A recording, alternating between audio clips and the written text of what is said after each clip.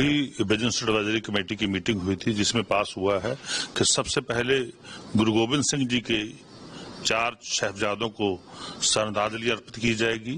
Session शुरू होते ही लगभग सभी पार्टियों को हम बोलने का मौका देंगे। तो हमारे जो 4 साहिबजादे कुर्बान हुए, जिन्होंने कुर्बानी दी, बलिदान दिया, उनको हम श्रद्धा के फूल जो अर्पित करेंगे, उसके एक श्रद्धांजलि समारोह जो वो भी विधानसभा में होगा।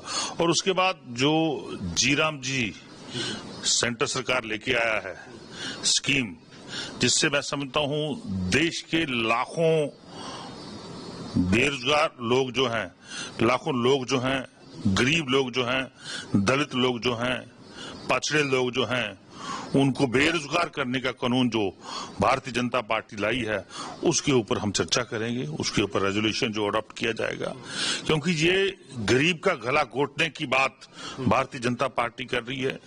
देश के गरीबों को मारने का यत्न भारतीय जनता पार्टी कर रही है।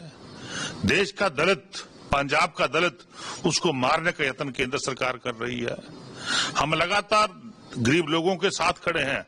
आम आदमी पार्टी गरीबों का साथ दे रही है, पर लेकिन भारतीय जनता पार्टी देश के दलित को गुलाम बनाना चाहती है, देश के गरीबों को मारना चाहती है, उनका रोजगार छीना जा रहा है।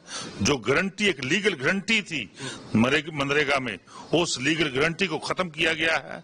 तो उसके ऊपर हम चर्चा करेंगे। आपको क्या लगता है कि सबसे बड़ा नुकसान जो है वो किस तरीके से मजदूरों को होने वाला है? देखिए, बहुत सारी स्कीमें जो हैं, नाम नहीं बदला, एक नाम करण तो चलो भैया भारतीय जनता पार्टी का शुरू से एजेंडा है कि नाम बदलते रहते हैं, पर लेकिन श्री राम जी के नाम पे उन्होंने जो धोखा गरीब लोगों से किया है, दलित वर्ग से किया है, मजदूरों से किया है, उसको लोगों के सामने रखना हमारा फर्ज है।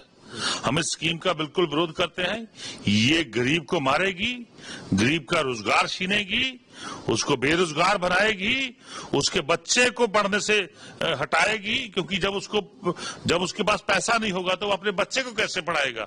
तो देश को बर्बाद करने का काम जो भारतीय जनता पार्टी कर रही है, उसका हम खुल के विरोध करेंगे। लेकिन इसके अलावा सर अलग सवाल है कि जिस तरीके से जानकारी जो मिली है कि भारत में जो बांग्लादेश के दूतावास थे उनको ढाका वापस बुला लिया गया, आप इसको किस तरीके से देखते हैं जो सिचुएशन बन गई है?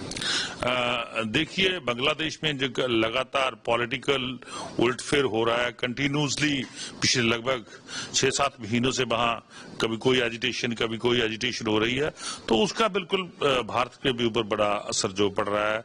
तो हमारे भी लोगों को निशाना बनाया जा रहा है, भारतीयों को भी निशाना बनाया जा रहा है। तो मैं समझता हूं ये सेंटर सरकार का फर्ज बनता है, उनकी ड्यूटी बनती है कि वो अपनी ड्यूटी निभाएं और भारतीयों को, जो भारतीय बांग्लादेश में रह रहे हैं, उनको प्रोटेक्ट करें।